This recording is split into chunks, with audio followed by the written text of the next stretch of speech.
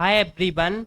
अपन railway NTPC के exam में आए हुए मैथ्स के पीवाईक्यू क्वेश्चंस को सॉल्व कर रहे हैं और ये अपनी 20 डे 20 सेट सीरीज का 9वां पार्ट है। तो इससे पहले मैं 8 पार्ट कंप्लीट करा चुका हूं, जहां पर अपन एनटीपीसी के एग्जाम में आए हुए मैथ्स के पीवाईक्यू क्वेश्चंस को सॉल्व किया है।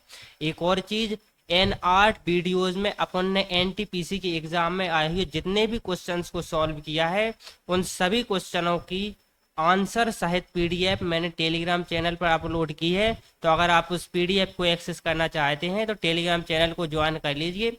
उसकी लिंक वीडियो के डिस्क्रिप्शन में दी गई है।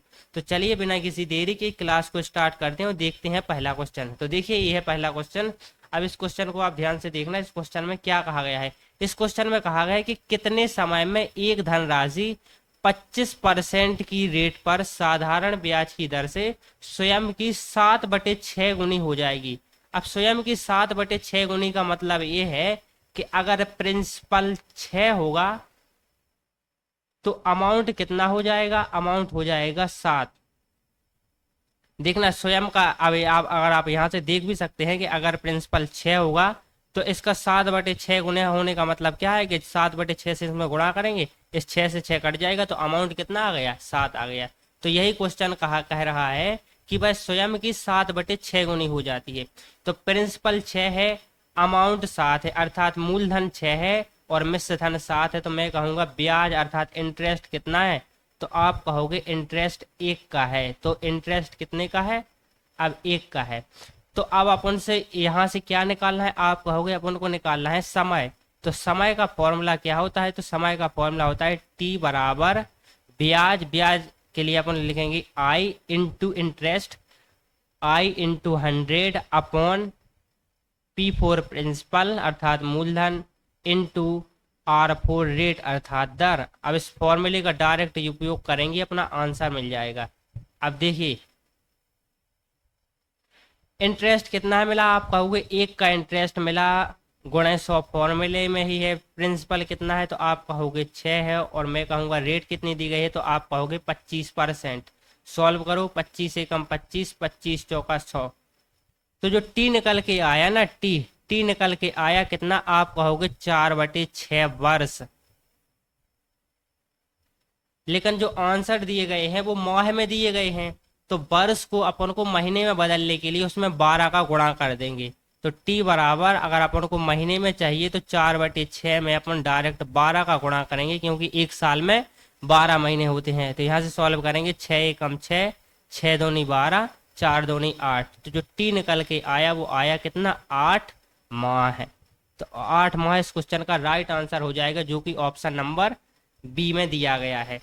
चलिए अगला क्वेश्चन देखिए। अब ये क्वेश्चन है। अब इस क्वेश्चन को कराने का मैं 2 तरीका बताऊंगा। दूसरा तरीका एकदम शॉर्ट होगा और पहले तरीके में अपन इसको डिटेल में सॉल्व करेंगे।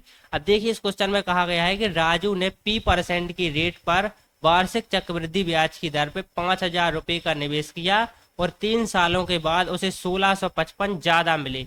1655 ज्यादा मिले का मतलब क्या है कि 1655 रुपए का उसे ब्याज मिला। ज्यादा मिलने का मतलब होता है कि इतना उसे ब्याज मिल गया, ब्याज जिसे इंटरेस्ट कहेंगे। तो पी का मान बताइए। तो अर्थात अपन को रेट का मान बताना है। अब आप ध्यान से देखना कि उसका जो प्रिंसिपल था, आप कहोगे प्रिंसिपल था 5,000। उसका जो अमाउंट बनेगा ना वो कितना बनेगा? तो आप कहोगे अमाउंट बनेगा 5,000 प्लस जो से मिला है 1655। तो अगर अपन इसे सॉल्व करेंगे तो निकल के आएगा 6655। मैं कहूंगा कि 5,000 और इस 6655 का अपन रेशियो ले लो।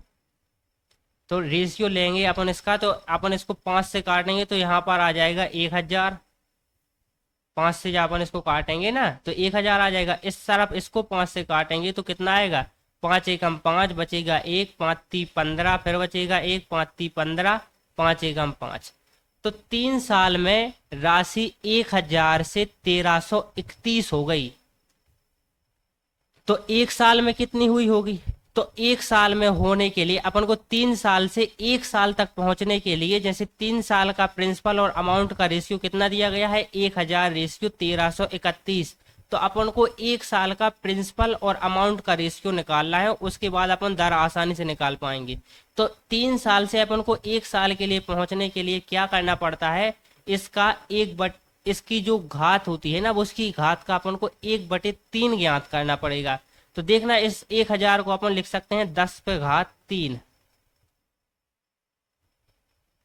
और इस 1331 को लिख सकते हैं 11⁻3। तो इसका मतलब क्या है कि जो राशि 1 साल के बाद हो रही वो 10 से 11 हो रही, 10 से 11। तो मैं कहूंगा कि 10 से 11 हो रही, तो मैं कहूंगा ब्याज कितना मिला, तो आप कहोगे ब्याज मिला 1 का। मैं कहूंगा कितने पर, आप कहोगे 10 पर, तो मैं कहूंगा 100 पर कितना, क्योंकि अपन को रेट निकालनी है। तो यहां से सॉल्व करेंगे, 0 से 0 कट जाएगा, तो आंसर आ जाएगा 10%। इस क्वेश्चन में सीखने लायक बात यह है कि चूंकि अपन को 3 साल के प्रिंसिपल और अमाउंट का रेशियो 1000 रेशियो 1331 दिया गया है, तो 1 साल का प्रिंसिपल और अमाउंट का रेशियो ज्ञात करने के लिए इन तीनों का अपन ऐसे मल्टीपल करेंगे कि उन्हीं का 3 बार गुणा करें तो 1000 मिल जाए, और उन्हीं का 3 बार 11 मतलब 3 बार गुणा करें तो 1331 मिल जाए, तो वो 10 और 11 है। तो 1 साल का जो रेशियो होगा वो होगा 10:11। और अपन यहाँ से कहेंगे कि कोई प्रिंसिपल अगर 10 रहा होगा तो 1 साल बाद 11 हुआ होगा, तो 1 का ब्याज मिला 10 पर, तो 100 पर कितना, तो आंसर आ गया 10%, जो कि ऑप्शन नंबर सी में है। अब दूसरा तरीका देख लो। दूसरा तरीका ये है कि जो अपन को ब्याज दिया गया है वो 1655 दिया गया है। मैं कहूंगा 1655 5000 का कितना है, तो मैं कहूंगा डायरेक्ट यहाँ से देखूंगा कि ये लगभग 30% के आसपास है, 30% के आसपास। एग्जैक्ट नहीं, लेकिन मैं कंसीडर कर रहा हूँ कि 30% के आसपास है। होगा तो 30% से ज्यादा, क्योंकि 16×3 = 48 होता है, और 55 55 55 3 बार करेंगे तो 165 होता है। तो फिर भी 35 ज्यादा है, तो ये 30% से थोड़ा सा ज्यादा है।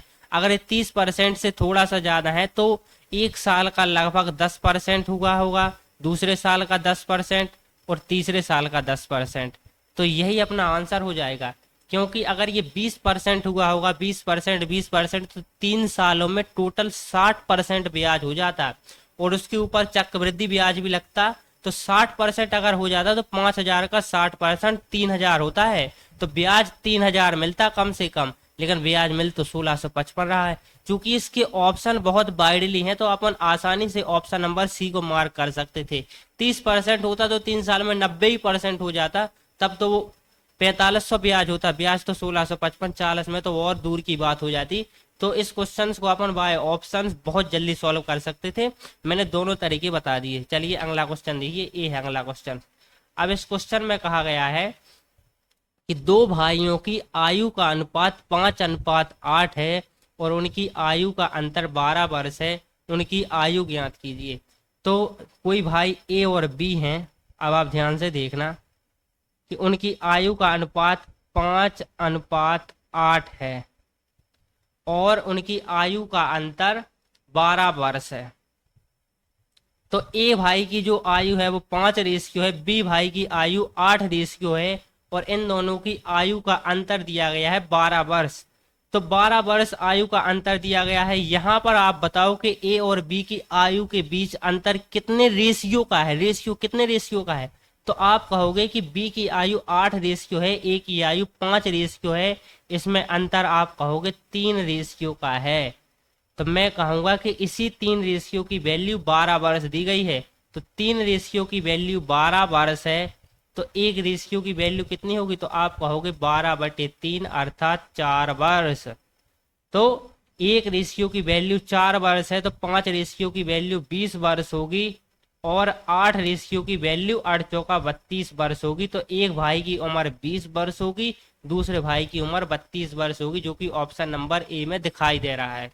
चलिए अगला क्वेश्चन देखिए, ये है अगला क्वेश्चन। अब इस क्वेश्चन में कहा गया है कि जब एक कार की चाल 30% बढ़ा दी जाती है, तो उसके द्वारा सामान्य गति से तय की जाने वाली दूरी को तय करने में 24 मिनट कम लगते हैं। समान दूरी को अपनी सामान्य चाल से तय करने में कार को कितना समय लगेगा। तो अब आप यहाँ ध्यान से देखिए कि समय बराबर क्या होता है। तो आप कहोगे समय बराबर होता है दूरी बटे चाल। चूंकि दूरी दोनों बार बराबर है, देखना आप ध्यान से कि जब एक बार वो व्यक्ति या इस पॉइंट से इस पॉइंट तक गया, अर्थात ए से बी तक गया, तब की स्थिति बता रहा है अपन को ये क्वेश्चन, और दूसरी बार इसी ए पॉइंट से बी पॉइंट तक गया, अर्थात दोनों ही कंडीशन में वो ए से बी पॉइंट तक गया, दोनों ही कंडीशन में दूरी समान है। आप देखना कि तय करने में कार्य को समान दूरी दिया गया ना, तो समान दूरी, तो जब भी समान दूरी हो तो जो समय का रेशियो है, अब आप ध्यान से देखना दोनों कंडीशन में दूरी समान होगी, तो अगर दूरी समान हो तो समय का जो रेशियो है ना वो जस्ट चाल के उल्टा होता है। तो इस पॉइंट को आप याद भी कर सकते हैं कि अगर दूरी समान है तो समय का रेशियो चाल के रेशियो का जस्ट उल्टा होता है। तो अब आप ध्यान से देखना कि एक कार की चाल 30% बढ़ा दी जाती है। 30% की फ्रिक्शन कितनी होती है? तो आप कहोगे 30% की फ्रिक्शन होती है, 30% की फ्रिक्शन होती है कितनी? 3/10। 10% की होती है 1/10, 30% की होगी 3/10। तो इसका मतलब क्या है कि अगर कार की चाल अगर पहले P4 पहले अगर 10 थी तो कार की चाल याफ्टर अर्थात बाद में 10 से 13 कर दी, 10 से 13 कर दी। स्पीड यहां पर लिखना स्पीड, तो अगर पहले स्पीड 10 थी तो अब स्पीड को 10 से 13 कर दिया। मैं कहूंगा कि पहले टाइम का रेशियो क्या होगा? तो टाइम का रेशियो मैंने बताया कि अगर दूरी समान है तो टाइम का रेशियो स्पीड के रेशियो का जस्ट उल्टा होगा। तो मैं कहूंगा कि अगर टाइम का रेशियो लिखना होगा तो टाइम का रेशियो क्या है कि पहले अगर 13 टाइम लगा होगा तो अब टाइम 10 ही लगा होगा। लेकिन उस क्वेश्चन में कहा गया है कि जब उसने स्पीड 30% बढ़ाई तो उसे 24 मिनट का कम समय लगा, 24 मिनट का कम समय लगा। तो अब आप ध्यान से देखना कि जो टाइम दिया गया है 13:10, इसके बीच का अंतर दिया गया है कितना? आप कहोगे इसके बीच का अंतर दिया गया है 24 मिनट, अर्थात 3 की वैल्यू यहां से देखना 13 और 10 के बीच कितने का अंतर है? आप कहोगे 3, तो इसी 3 की वैल्यू दी गई है कितनी? आप कहोगे 24 मिनट। तो क्वेश्चन ने पूछा है कि समान दूरी को अगर वो अपनी सामान्य चाल से चले, सामान्य चाल कितनी है? तो आप कहोगे 10।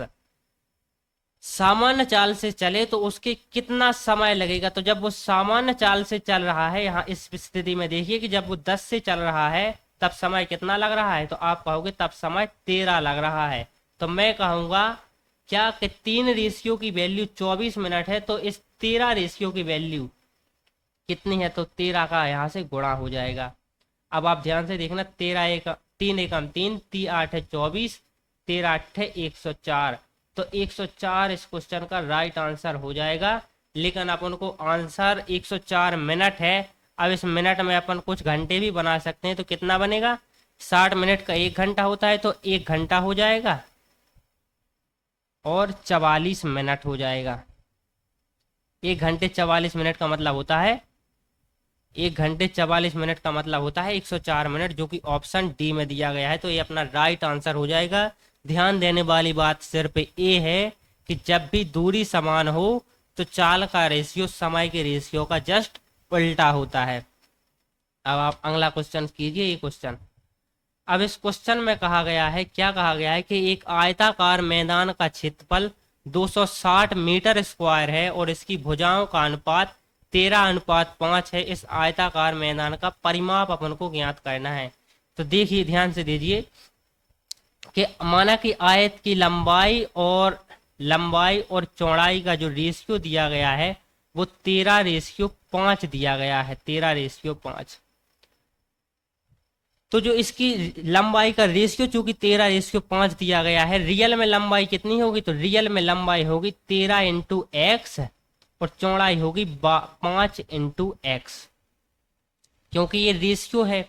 रेशियो से अगर अपन को रियल में जाना है तो उसमें x का गुणा होगा, तो किसी कांस्टेंट संख्या का गुणा होगा 13 में भी और 5 में भी, तब अपन रियल लिखेंगे कि ये 13x और 5x इसकी लंबाई और चौड़ाई है। तो इस अब आयत का क्षेत्रफल क्या होता है, तो आप कहोगे कि आयत का जो क्षेत्रफल होता है ना, आयत का क्षेत्रफल वो होता है लंबाई गुणे चौड़ाई। तो मैं कहूंगा करो गुणा 13x इंटू 5x। तो यहां से क्या निकल के आया, और इस क्षेत्रफल अपन को दिया गया है 260 के बराबर, तो यहां से निकल के आया 13 पाना 65 एक्स स्क्वायर बराबर 260। अब जब अपन इस 65 को इस साइड लेकर आएंगे तो 260 बटे 65 बनेगा, और यहां बचेगा सिर्फ एक्स स्क्वायर। 65 दूनी 130, 130 दूनी होता है 260। तो एक्स स्क्वायर बराबर, या ध्यान से देखना, एक्स स्क्वायर बराबर यहां से 4 आ गया, तो एक्स बराबर यहां से आ गया कितना, तो एक्स बराबर आ गया 2। तो उसकी जो रियल लंबाई है वो 13 गुणे 2 और रियल चौड़ाई है वो 5 गुणे 2, तो अर्थात 13 गुणे 2 अर्थात 26 और 5 गुणे 2 अर्थात 10। तो आयत की लंबाई 26 है, चौड़ाई 10 है। अपन से ज्ञात करना है आयत का परिमाप। आयत का जो परिमाप होता है, आयत का परिमाप वो क्या होता है, तो आप कहोगे वो होता है 2 कोष्टक लंबाई प्लस चौड़ाई। तो 2 लंबाई का मान 26 है, चौड़ाई का मान 10 है, तो ये निकल के आएगा 26 और 10 36, 36 दोनों होता है 72। 72 इस क्वेश्चन का राइट आंसर हो जाएगा, जो कि ऑप्शन नंबर सी में अपन को दिखाई दे रहा है। तो इस प्रकार इस क्वेश्चन को सॉल्व कर सकते थे। अब आप ध्यान से देखना है, इस क्वेश्चन को अपन थोड़ा सा जल्दी भी कर सकते थे, क्योंकि उसकी भुजाओं का रेशियो 13:5 दिया गया है। तो अपन जब इसको 13 और 5 को जोड़ेंगे, सपोज जैसे उसकी जो लंबाई 13x थी और चौड़ाई 5x थी, अपन को परिमाप ज्ञात करना है, तो परिमाप का फॉर्मूला होता है 2 कोष्टक लंबाई धन चौड़ाई। तो यहां से देखना 13x और 5x कितना होगा, तो आप कहोगे 18x होगा, 18x इंटू 2। तो मैं कहूंगा जो भी आंसर होगा ना वो 36 का मल्टीपल होगा, क्योंकि ये क्या रहा है, आप कहोगे 36x, 18 दूनी 36 और x, और 36 का मल्टीपल सिर्फ ऑप्शन सी में है, तो ऑप्शन सी अपना आंसर हो जाता। तो अपन यहां से डायरेक्ट भी सॉल्व कर सकते थे, मैंने दोनों तरीके बता दिए, डिटेल और एकदम शॉर्ट। चलिए अगला क्वेश्चन देखिए, ये है अगला क्वेश्चन। अब इस क्वेश्चन में कहा गया है कि यदि लंबवृत्तीय बेलन का आयतन क्या होगा यदि इसकी त्रिज्या 2.5 सेंटीमीटर, 2.5 सेंटीमीटर और ऊंचाई 2 सेंटीमीटर है। तो अपन को बेलन का आयतन का फॉर्मूला पता होना चाहिए इस क्वेश्चन को सॉल्व करने के लिए। तो बेलन का जो आयतन होता है ना, बेलन का आयतन वो होता है क्या, बेलन का आयतन का फॉर्मूला होता है पाई आर स्क्वायर एच, बस ये होता है। वैल्यू पुट करो, पाई का मान तो होता है 22/7।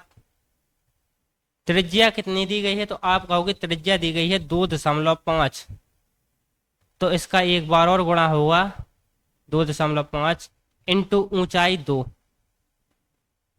सॉल्व करो, 0.25 और 0.25 का गुणा करेंगे तो आएगा ये 6.25, क्योंकि 25 का वर्ग होता है 625 और 2 अंक के बाद दशमलव लगेगा, गुणे 22/7 गुणे 2। अब इस 625 में 2 का गुणा करेंगे तो आएगा 1350 और 2 अंक के बाद दशमलव लगेगा तो आएगा 13.50 गुणे 22/7। अब इसमें और भी सॉल्व करने को कहा गया है, तो ध्यान से देखना। अब अपन इसको और सॉल्व करेंगे। अब इस ध्यान से देखना, इस 22 का गुणा अपन इसमें करेंगे 113.50 है दिया गया है ना, इसको 13.5 भी कह सकते हैं, इस जीरो को छोड़ सकते हैं। अब देखना 13.5 में अपन इस 22 का गुणा करेंगे तो 22 पंचे होता है कितना, तो 22 पंचे होता है 110 22 थी कितना होता है, तो आप कहोगे 66। 66 और 11 कितना होता है, तो मैं कहूंगा 66 और 11 होता है 77। 22 से कम 22, 22 और 7 कितना होता है, तो आप कहोगे 29। तो आ गया 297/7। क्या किसी ऑप्शन में दिख रहा है 297/7, 275/7, 275/21, 275, 275/2। तो यहाँ पर मैं एक बार फिर से कंफर्म करूंगा कहीं मैं मिस्टेक तो नहीं कर रहा।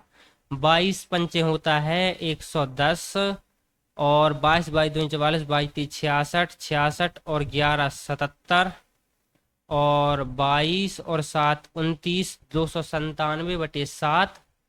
अब आप ध्यान से देखना है, 7 चौका 28, नहीं, जो करेक्ट आंसर होगा वो 297/7 होगा, इस ऑप्शन में नहीं दिया गया है। तो अब आप देखना, इसमें दो ऑप्शन सेम नहीं दी गई, तो इसका सही आंसर होगा 297/7 सेंटीमीटर स्क्वायर। इसको नोट कर लो। चलिए अगला क्वेश्चन देखिए। आई थिंक कहीं मिस्टेक तो नहीं कर रहा है। बेलन का आयतन होता है पाई आर स्क्वायर।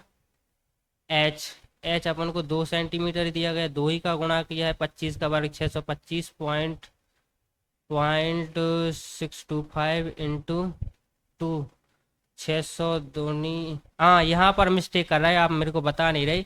6.25 में जब 2 का गुणा करेंगे तो ये 12.50 आएगा, 12.50। अब आप ध्यान से देखना, इस 12.5 में अपन 22 का गुणा करेंगे, तो यहाँ से ध्यान देना, ये मिस्टेक हो गया।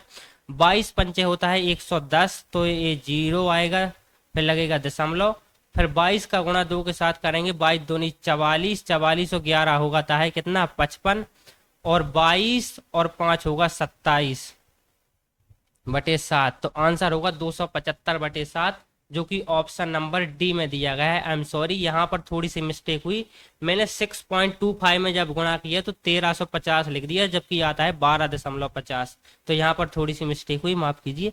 चलिए अगला क्वेश्चन देखिए, ए है अगला क्वेश्चन।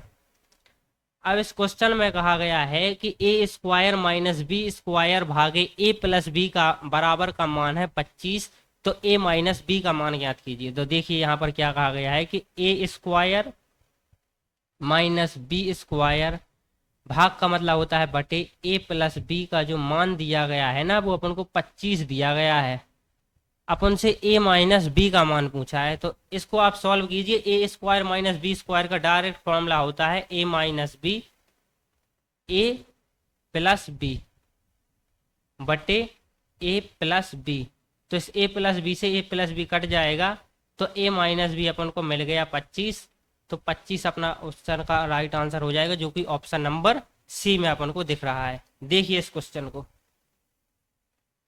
इस क्वेश्चन में कहा गया है कि ए बी सी त्रिभुज के बी और सी के आंतरिक समद्विभाजक डी पर मिलते हैं। यदि कोण डी बराबर 75 डिग्री है तो कोण बी डी सी का मान ज्ञात कीजिए। तो अब आप ध्यान से देखना कि ये कोई त्रिभुज है, ये कोई त्रिभुज है, इसको ए नाम दिया गया है, इसको बी नाम दिया गया है और इसको सी नाम दिया गया है। तो बी और सी के आंतरिक समद्विभाजक, अर्थात ये बी कोण का कोई समद्विभाजक और इस सी कोण का कोई समद्विभाजक इस प्रकार इस पॉइंट डी पर मिल रहा है। ध्यान से देखना, इस ए बराबर दिया गया है अपन को 75 डिग्री। बी का समद्विभाजक का मतलब यह है कि जितना कोण ए है ना, उतना ही कोण ए बनाती हुई एक लाइन खींची इस प्रकार से, और सी का समद्विभाजक का मतलब यह है कि जितना कोण ए है ना, इतना ही कोण ए है, इन दोनों के बराबर कोण बनाती हुई एक भुजा इस प्रकार खींची, जो डी पॉइंट पर इस प्रकार मिल रही है।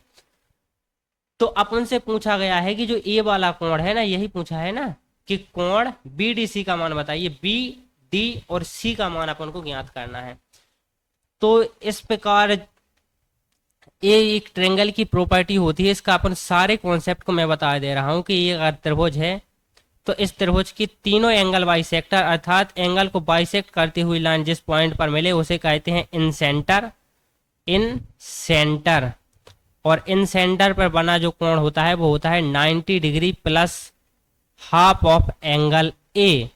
तो ये चूंकि इन सेंटर पर बना कोण है, तो इन सेंटर पर बना कोण होता है 90 degree plus half degree of A कौन है, ए सामने वाला, इस एंगल के सामने वाला जो एंगल है उसका आधा। तो ये जो कोण होगा ना वो होगा 90 degree plus half of angle A कितना है, तो आप कहोगे 75 है, तो 75 का आधा कितना होता है, तो आप कहोगे 37.5। तो इसमें ऐड करेंगे 37.5 को, तो अपना आंसर आ जाएगा 127.5, जो कि ऑप्शन नंबर डी में दिया गया है।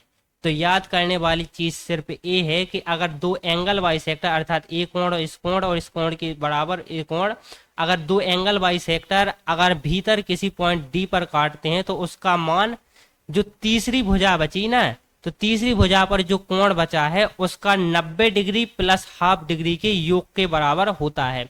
तो इस पॉइंट को आप याद कर लीजिए। चलिए अगला क्वेश्चन देखिए, ये है अगला क्वेश्चन।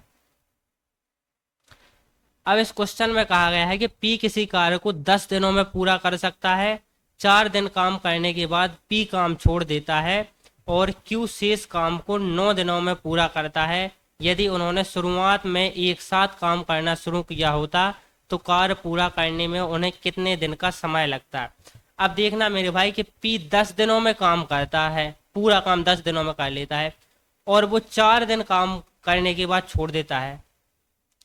तो पी पूरा काम अगर 10 दिनों में कर लेता है तो वो एक दिन में 10% काम करता होगा। पी जो है वो एक दिन में 10% काम करता होगा, 10%। ध्यान से देखना, पी एक दिन में 10% काम करता होगा। समझ में आया? तभी तो 10 दिन में 100% काम हो जाता होगा। तो पी ने 10% काम किया कितने दिनों तक? 4 दिनों तक। तो 4 दिनों में इसने काम कितना कंप्लीट कर दिया? तो आप कहोगे इसने 4 दिन में 4 × 10% अर्थात 40% काम कंप्लीट कर दिया।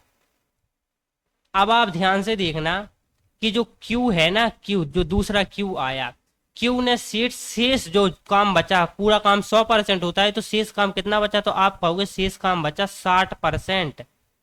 तो इस 60% के काम को करने के लिए Q शेष कार्य को 9 दिनों में पूरा करता है।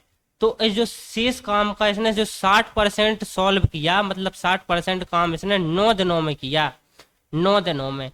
तो एक दिन में इसने कितना काम किया होगा? तो आप कहोगे इसने एक दिन में काम किया होगा 60/9%।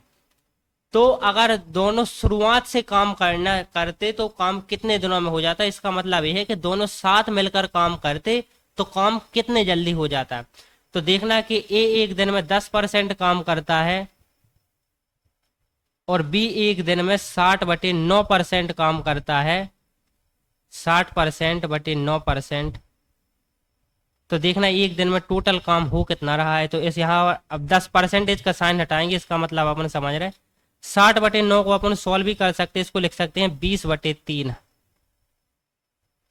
आगे इसको सॉल्व करेंगे, 10 + 20/3 को ऐड करेंगे तो 1 और 10 का एलसीएम, 1 और 3 का एलसीएम 3 आएगा। इसको सॉल्व करेंगे तो आएगा 30 + 20/3, तो ये आएगा 50/30%। तो अर्थात पी और क्यू एक दिन में 50/3% काम करते हैं और उनको 100% काम करने में कितना समय लगेगा? तो 100% काम समय करने में लगेगा 100/50। अब ये चूंकि 50/3 है तो इस बटे को अपन जब इस यहां से /3, तो ये जो 3 है ना इसका सबसे ऊपर गुणा हो जाएगा, तो हो जाएगा 300/50। तो 50 एकम 50 और 50 का 6 गुना होता है 300। तो पी और क्यू को 6 दिन का समय लगेगा। इस क्वेश्चन को मैंने थोड़ा सा अलग तरीके से बताया है, तो आप इस तरीके को भी सीख लीजिए। वीडियो को थोड़ा पॉज करके या एक बार फिर से देखिए, इस क्वेश्चन आपको समझ में आ जाएगा। वैसा करने में थोड़ा सा टाइम ज़्यादा लगता, मैंने एक एक स्टेप करके आपको बताया है। अगर ये क्वेश्चन एग्जाम में आता और अगर आप एक थोड़े से भी टैलेंटेड बच्चे हैं तो 20 सेकंड में कर पाते इस अप्रोच के द्वारा। ये क्वेश्चन आरआरबी जेई के एग्जाम में पूछा गया था। चलिए अगला क्वेश्चन देखिए, ए है अगला क्वेश्चन। अब इस क्वेश्चन में कहा गया है क्या कि निम्नलिखित तालिका में एक कंपनी 3 वर्षों की बिक्री का विवरण दिया गया है। तो बिक्री लाख में दी गई है, अर्थात लाख रुपए में। क्षेत्र ए में 7, बिक्री 2014 में 7 और 3 है, 2015 में 15 और 5 है, 2016 में 18 और 7 है। क्वेश्चन ने अपन से पूछा है कि 2016 और 2014 अर्थात 2014 और 2016 की बिक्री में कितने प्रतिशत का अंतर रहा। तो सबसे पहले अपन 2014 पे जाएंगे। 2014 में बिक्री 7 लाख की एक क्षेत्र में भाई, 3 लाख की एक क्षेत्र में भाई, तो टोटल 10 लाख की बिक्री भाई, 10 लाख की। अब देखो साल 2016 में 18 लाख की क्षेत्र ए में और 7 लाख की क्षेत्र बी में, तो अर्थात टोटल 25 लाख की बिक्री भाई। तो बिक्री में कमी आई कि वृद्धि हुई? आप कहोगे बिक्री में वृद्धि भाई। कितने की वृद्धि भाई? तो आप कहोगे 15 लाख की। तो सिर्फ 15 को लिख लीजिए, अपन ने लाख को छोड़ दिया। यहाँ पर 10 लाख नहीं लिखा, यहाँ पर 25 लाख नहीं लिखा, यहाँ पर 15 लाख भी नहीं लिखेंगे। तो बिक्री में 15 लाख की वृद्धि भाई। तो क्वेश्चन ने अपन से ये पूछा है कि कितने परसेंट की वृद्धि भाई? तो मैं कहूंगा कि 15 लाख की वृद्धि भाई। कितने पर? तो इस 10 लाख पर, क्योंकि शुरुआत में अर्थात 2014 में बिक्री 10 लाख थी, इसी पर बिक्री 15 लाख की वृद्धि होगी 2016 में, और कितनी होगी? 25 लाख। तो मैं कहूंगा कि 10 पर वृद्धि हुई है 15 पर की, तो 100 पर कितनी? बस सॉल्व कर दो, एक जीरो से एक जीरो कट जाएगा, 15 गुणा 10 करेंगे 150%। तो 150% क्या हुई है? वृद्धि हुई है। 150% वृद्धि ऑप्शन नंबर सी में है। तो यही इस क्वेश्चन का राइट आंसर हो जाएगा। तो चलिए अपन ने आज के सारे क्वेश्चंस को सॉल्व कर लिया। तो जुड़े रहिए हमारे साथ, हम तैयारी कराते हैं रेलवे एनटीपीसी के एक बेहतर अप्रोच के साथ, और जो क्वेश्चन एनटीपीसी के एग्जाम में पूछे गए हैं उन क्वेश्चंस को लेके। तो अगर आप इस सीरीज को कंप्लीट कर पाते हैं तो आप एनटीपीसी के एग्जाम में मैथ में कम से कम बहुत अच्छा स्कोर कर पाएंगे।